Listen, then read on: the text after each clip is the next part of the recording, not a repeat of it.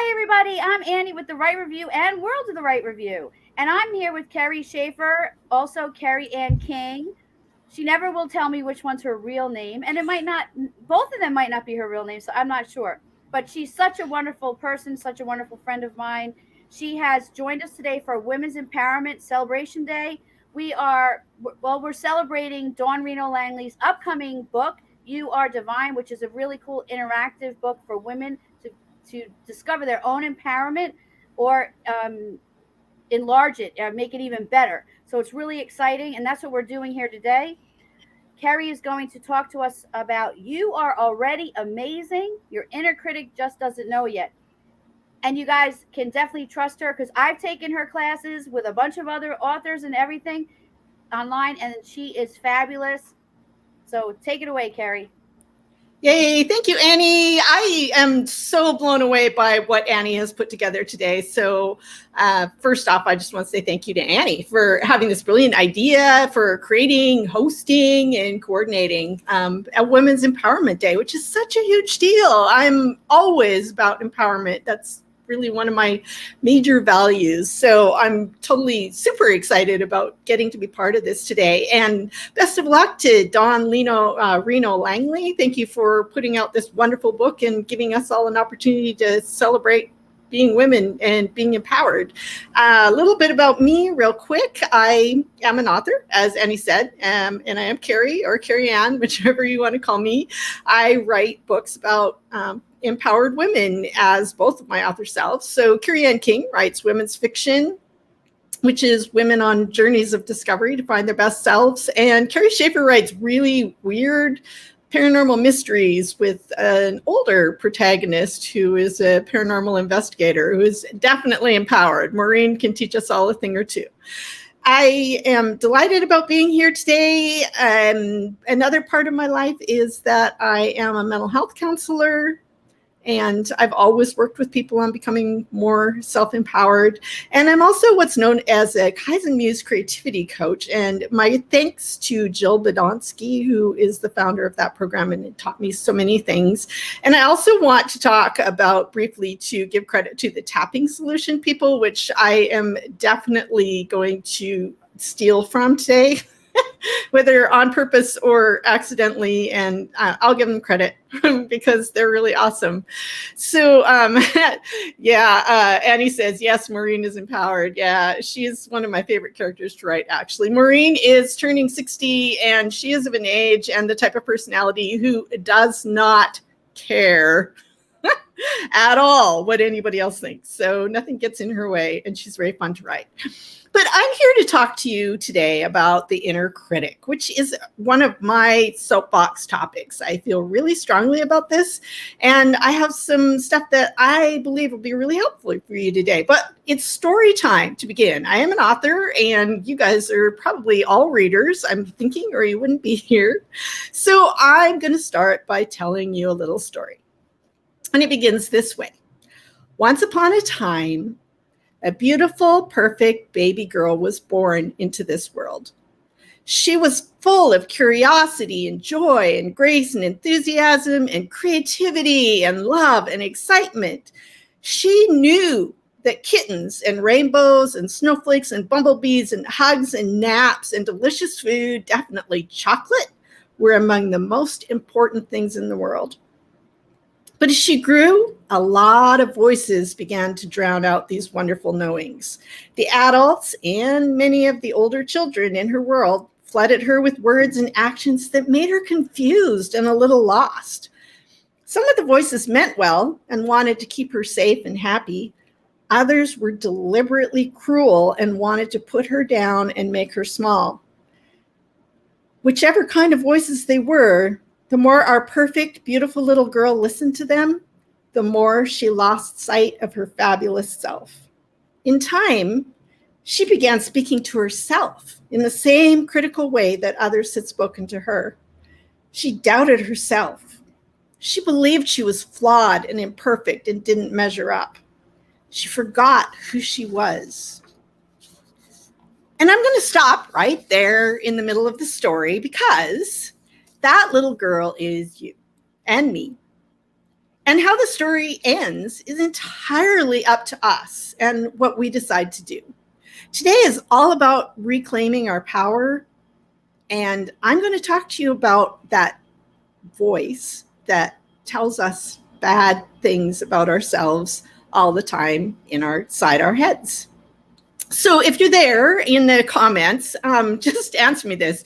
Do you have an inner critical voice? Do you have that negative voice that tells you that you're not enough, that maybe you're not so smart, or here are some of the things that the inner critic has a tendency to say to people? And feel free. Yeah, Annie says 100%. I know I caught Annie saying something I'm going to spill on her back before we came on. We were talking about something and she said, "That's so dumb." And she meant it about herself. And it was like, no, it wasn't dumb at all. And you wouldn't say that to somebody else. You wouldn't say, "Carrie, that was so dumb." But for some reason, we do. We talk to ourselves that way. So here are things that our inner critics sometimes say to us. Things like, "I'm not smart enough." Or on the opposite, "I'm too smart. Maybe people don't like me because I'm too smart." Or maybe I'm just never good enough. Maybe I'm too tall or too short, too fat, too thin. My hair is the wrong color. It's the wrong length. It's the wrong texture. I want it to be straight. It should be curly. My nose is the wrong shape. That was one for me most of my life. I hated my nose. And now I feel that I've said that to you. You're all going to be looking at it and going, yeah. It's really funny, isn't it? How we fall into these things. It gets into, it stops us from doing things that we want to do. It says things to us like, if I try to do that thing that I want to do, I'll fail, and I'll fail horribly, and I'll be embarrassed. One I've seen going around a lot is like, literally, I've seen this readers. I don't read enough books. Like, it's a failure if you haven't read a certain number of books. Books are for reading, for pleasure. It's a beautiful thing. Dawn says, everyone judges themselves, guilty as charged. It's the very thing about ourselves that we want to change. That's what everyone really loves. That's an interesting insight, Dawn. I think that sometimes is the case. So here's the thing, though. We call that voice all kinds of names, and I'm curious to know what you all call yours. So for a while, I made fun of mine and named him Fred, and I have to apologize for that, actually, because I've learned some stuff since then. We tend to call the voice inner critic or inner demon or the voice inside my head. We talk about it like it's something that doesn't belong to us, like it's external, or it's a demon who's possessed us, or some invasive alien species from Star Wars that's taken residence inside us somehow. And then here's what we do with the inner critic. And if you do a search, and this is really interesting because I did this, do a search on the inner critic on the internet, and what you'll find is advice how to silence it, how to crush it, how to beat it, how to basically kill, avoid, maim, destroy, outcast, exercise your inner critic, your inner demons. It doesn't work, which I think you'll discover if you try to do that. And here's what I finally figured out. Here's why it doesn't work. That voice, it's not that you're possessed by some demon, and it's not that you have an alien being living inside you. It's that voice is a part of you. My inner critical voice is part of me.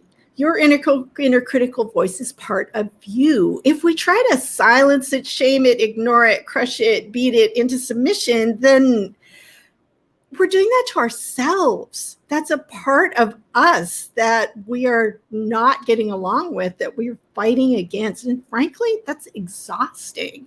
I found for most of my writing career, when I was fighting against my inner critic, it first off, it didn't work very well. And I was too tired to really do my writing some days because I was too busy fighting with my inner voices. But here's the thing. Since it's not some weird, creepy body snatcher that's living inside of you, and it's you, all you, that's actually awesome, fantastic news, because that means we are not victims.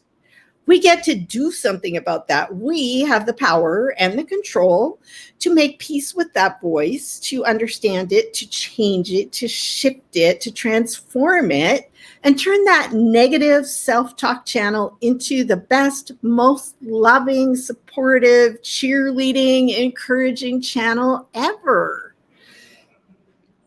So, one question is really, so if that voice is a part of me, where did it come from? Because, honestly, I would like to be successful and I would like to feel good about myself. So why do I go around saying all these nasty, ugly things to myself all the time?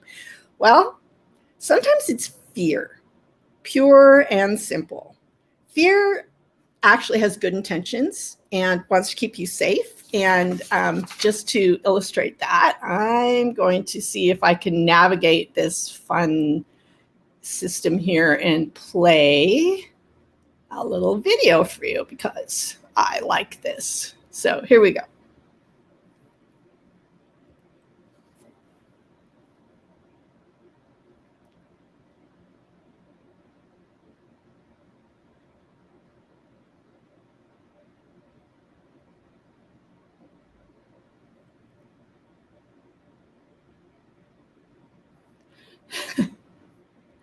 Okay. I got to figure out how to stop the share now. Here we go.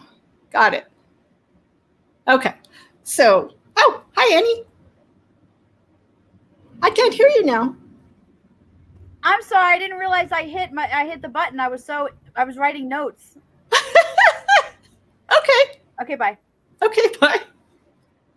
So I hope you guys saw my little clip about fear and that you've seen the movie. If you saw the movie Inside Out, I love it because it shows us how all of those parts of ourselves are important and we need them.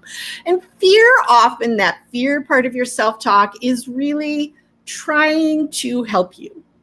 And sometimes it comes across a little not so helpful and doesn't sound so good, but really it's like it doesn't want us to do the thing and be embarrassed and humiliated. So it's being a little overprotective, a little helicopter parent, getting a little in the way, causing, sometimes to keep us from doing the things that we want to do.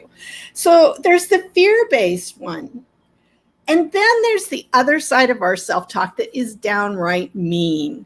So you may have this, it's the one that calls us names. It's the one that says, how come I'm so stupid? Why am I such a klutz? I'm fat, I'm ugly, I'm annoying, I can't do anything right. That, my friend, is downright abusive talk. If you were to say that to somebody else, and this is an exercise I often get my clients to do, is to sit down and write down some of the things that their inner critic has been saying to them. And then I challenge them to turn around and actually say those things to a friend. And they get aghast at that moment and their eyes get wide and they say, oh my God, I would never say that thing to somebody else. Well, here we are saying it to ourselves day in, day night, often not even being aware that this is going on that sort of autoplay channel that we have inside our heads. It's no wonder that we don't want to do things because we are verbally abusing ourselves. Sometimes we're gaslighting ourselves. I mean, it's pretty ugly stuff that we say to ourselves. This comes, I believe, from a really different place. So often that ugly voice is something that we hear along the way as a child. It might be from parents. It might be from the mean kids at school. It could be from a teacher that's hypercritical. It could be from a partner who is abusive or anywhere else in the world. All of those different kinds of voices kind of get inside our head. It's like Stockholm Syndrome, the thing where a captive sometimes develops a bond with their captor and begins to identify with them and support them or maybe even help them. Or it's like being part of a cult and coming to the point where you drink the Kool-Aid because you've heard that message so many times that you buy in. So these things that we've heard from the community, from, wherever those ugly, nasty voices came from, we make them part of ourselves. And then we turn around and say that thing to ourselves that was said to us in the past. Now, this is not helpful. Sometimes we believe it will be helpful, like I have to be mean to myself or I'll never get this thing done, but it doesn't work. It really doesn't. Cheerleading, encouraging, positive affirmation and support, those are the things that get us to do things. Those are the things that make us brave enough to take risks. Those are the things that persuade us to be able to lose the weight or follow the exercise program or write the book or learn to dance or, whatever it is that we want to do. It's like if you see a little child learning to walk and they fall down, it's not like, oh, you stupid child, how could you totally fall like that? We help them get up. We say, here, take another step. We want to learn to do that for ourselves. And the good news is we totally can. Deborah says, my 5-year-old daughter once told me, you're abusive to yourself. Yeah. Wow. See, kids, they're so smart, aren't they? They see these things. They're so wise. And if we listen to them, we can learn so much. Wow, that just almost makes me tear up, Deborah, that your child picked up on that. I had one of those too, actually, when my kids were little, before I had learned to be nice to myself. I am directionally challenged, just now what I say. I often have no idea where I'm going or what direction anything is. And this was back before the cars would tell you where to go. So I spent a lot of time driving around in circles. And one time, my son my very bright son, had been playing with a child in the park. And he met this, as kids do, friend in the park. And he said to her, so I'm really smart, my brother's really smart, and my dad's really smart, but my mom's not so smart. And I was devastated. I felt absolutely horrible. I was like, oh my God, my 4-year-old child does not think that I'm smart. So I talked to him about this, and he said, but Mommy, you say it all the time. And then it came out that it was around driving, that I would, go the wrong way and go, oh, I'm so stupid. So yeah, like that. My child taught me that one, to learn to think a little bit differently. So one of the way to make the change is to first off just decide that we're going to do something about it and make a difference. So awareness is where it always starts. And we get to make a choice. And I invite you to do that right now. And if you've got paper, I invite you to write this down. And if you don't, you can just kind of repeat it to yourself out loud or move your lips or whatever, because this is really a great place to start. So are you ready? So here's what we're going to say. I'm sorry for beating up on myself. I'm sorry for doubting and belittling myself.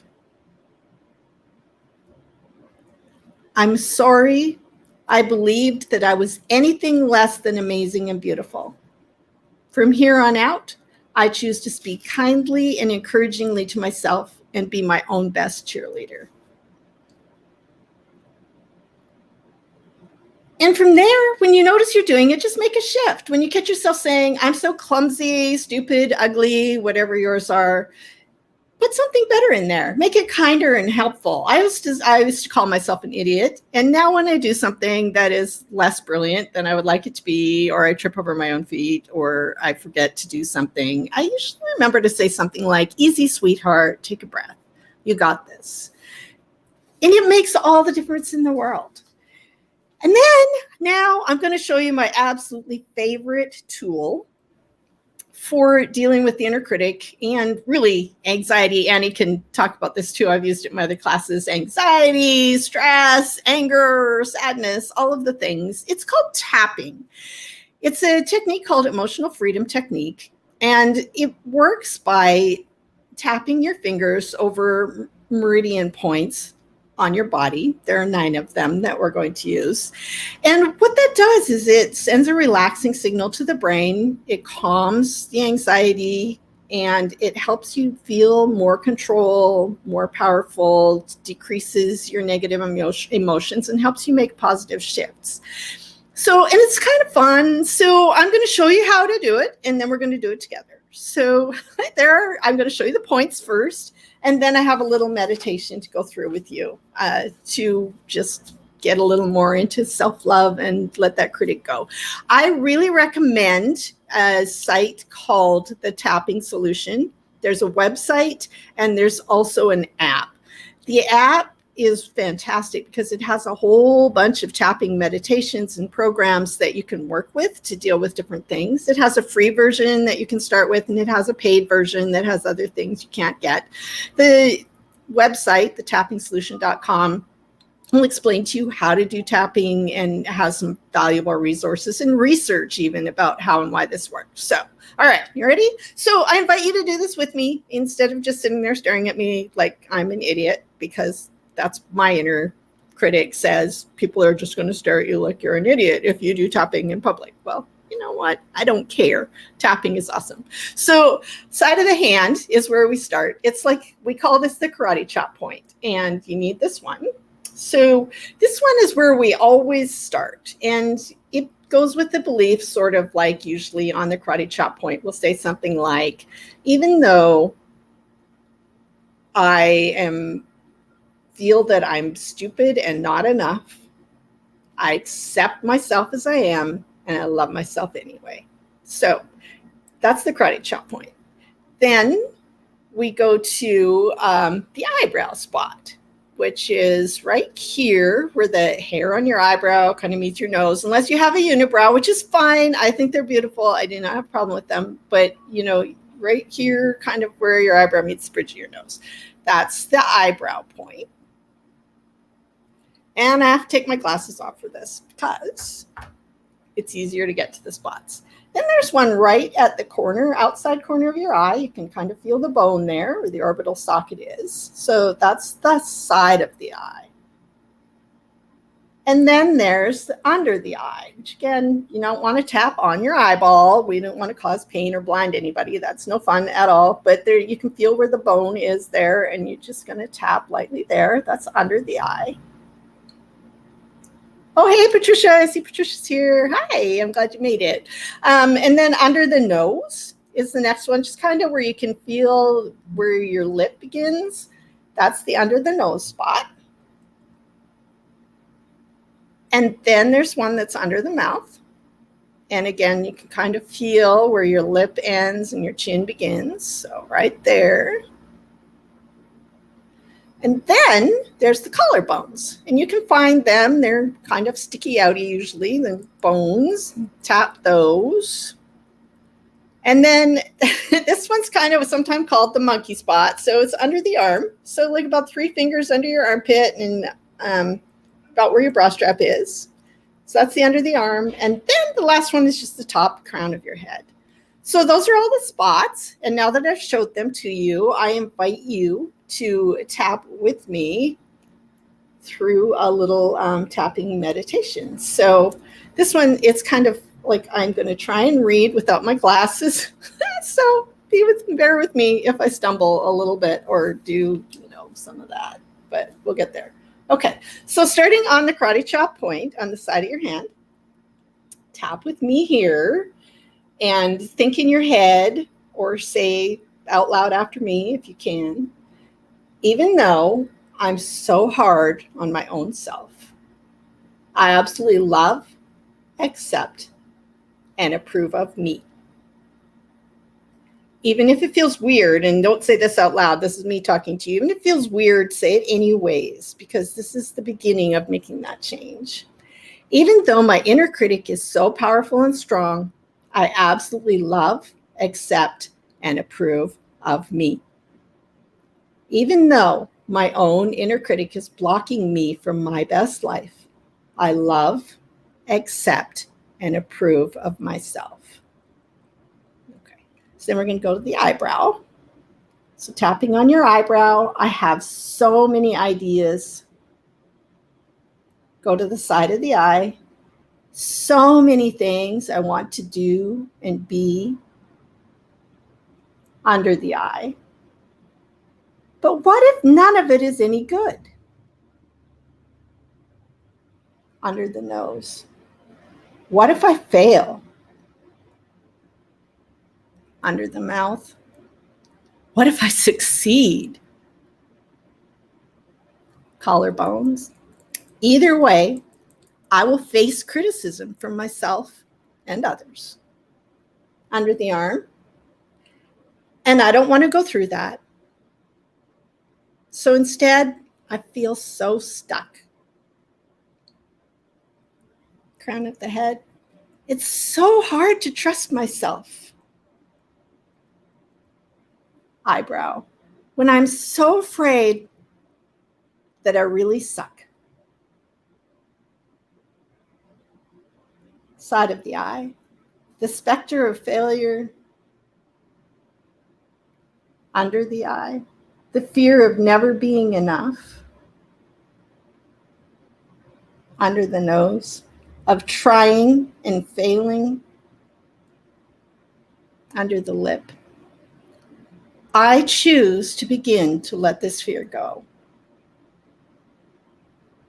Collarbone. It gets in the way of living a joyful life.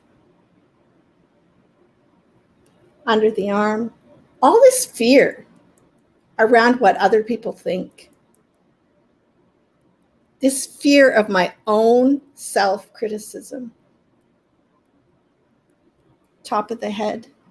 I can be so hard on myself. Eyebrow. Part of me feels that if I harshly criticize myself, I will avoid criticism from others. Side of the eye. It will make me a better person. Under the eye. But this strategy isn't working. Under the nose. It is hard to live joyfully with this harsh, critical voice. Under the lip. As I begin to notice and release my own critical voice, I begin to let go of what others will think. Collarbone. I love to encourage other people. Under the arm. It's time to begin to encourage myself. Now we're going to go back to the side of the hand. Maybe I'll do something awesome. And maybe I won't.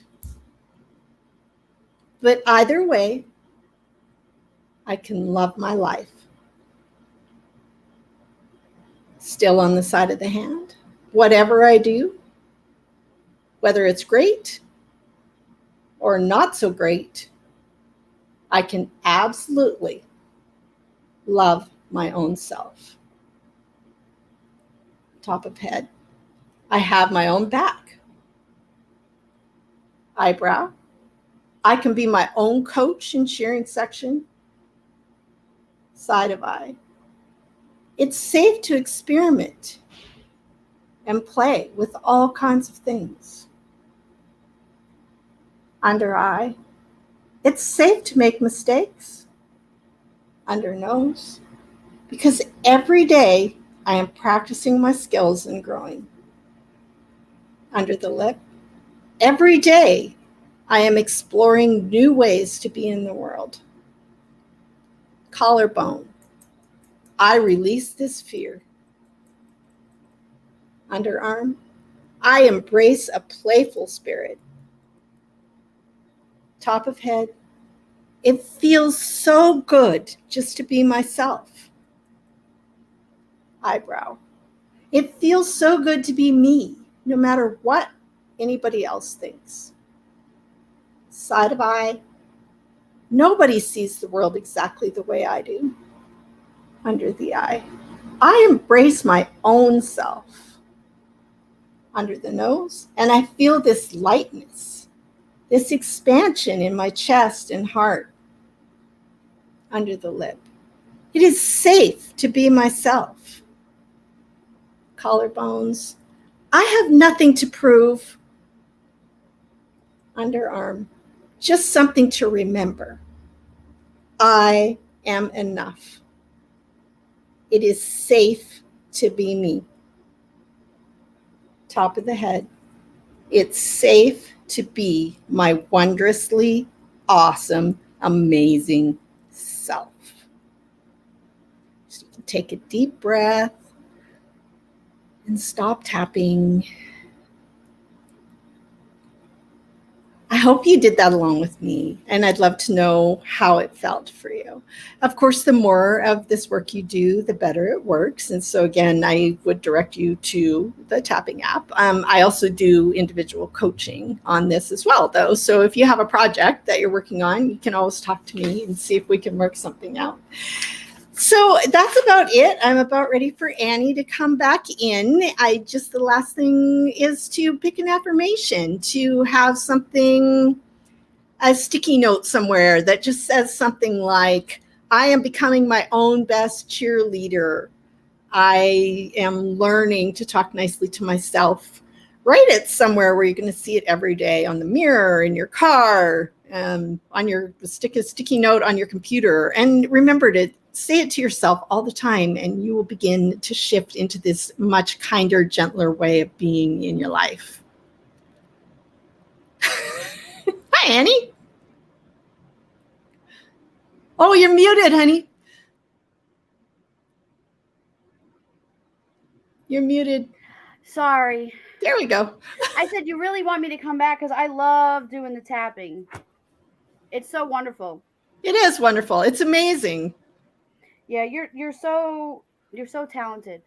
I wanted to also say about the mantras, the positive mantras. Yeah. You know, those. So you mentioned during one of the classes that you gave how important those are. So I had gotten these. Oh, that's like beautiful. A whole bunch of different. You can get a whole bunch of different things like this. Yeah, you can. So where it's just really cool. So you pick one up. It is safe to look within. I love those. You'll have to share the resource with me after. Those are great cards. Oh, they're so nice. And I literally pick one up every morning and just read it. Seriously, those would be a great giveaway to go with my next book launch, actually. So I need to, they'd fit. That would be great. All right, wonderful. All right, well, I really appreciate you being here. And did anybody have any questions about how they felt? Or I know after I do the tapping, I feel very relaxed. You know, I remembered when you did the tapping, if we couldn't reach certain spots, we were able to go to different spots, which was really a cool thing that I didn't realize was available for the tapping. Right. So I should just talk about one of those real quick. One of those spots is right here. Like if there's a spot on your body that's uncomfortable, or if you don't like touching your face, that's okay. You can, there's one that just does a heart spot, and I haven't done this much, but you just put your hand over your heart and tap like so, which is a very safe, comforting one. And then the other one, which is good for pain, by the way, is right here. So on the back of your hand, between the bones, between your baby finger and your your ring finger, that spot right there. So if there's something that you need to skip, there is a point and a purpose to doing all of the different spots. But you know, if one of them is hard for you or you can't reach it, don't let that stop you from doing tapping. You'll get benefit from whichever spots you can get to. I do want to say to everybody, maybe somebody that just sat and watched because they were like, what? Because you can be like, how can tapping be relaxing, right? I'm like sweating. It really is though, you guys. Because you all of a sudden you're literally melting. You don't even know. And then by the time she says, I am so wonderful and powerful, you're like, yes, I am. Like that's woo! Like that's how you feel. You really feel that way. I don't know if anyone else did that or felt that, but again, try the app or get the book, or you know, Carrie has classes, so follow her on her Facebook pages or Instagram. She does announce these things. So not just for tapping, but for everything. Yeah. So it's wonderful. We really appreciate you spending time with us today. Dawn says, perfect timing for that today. Yeah. You know, it really was. So thank you so much, Carrie. My pleasure. Was there anything? Now, Carrie has a book that's coming out in September. Yeah. Yes, that we're very, very excited about. It's called Other People's Things, right? Yep, Oh, that's what it's called. and that cover is fabulous, and we're gonna have a party for that too. Yeah. So, not sure what we're gonna be doing exactly, but that's gonna be a lot of fun. Again, I have to read the book for that.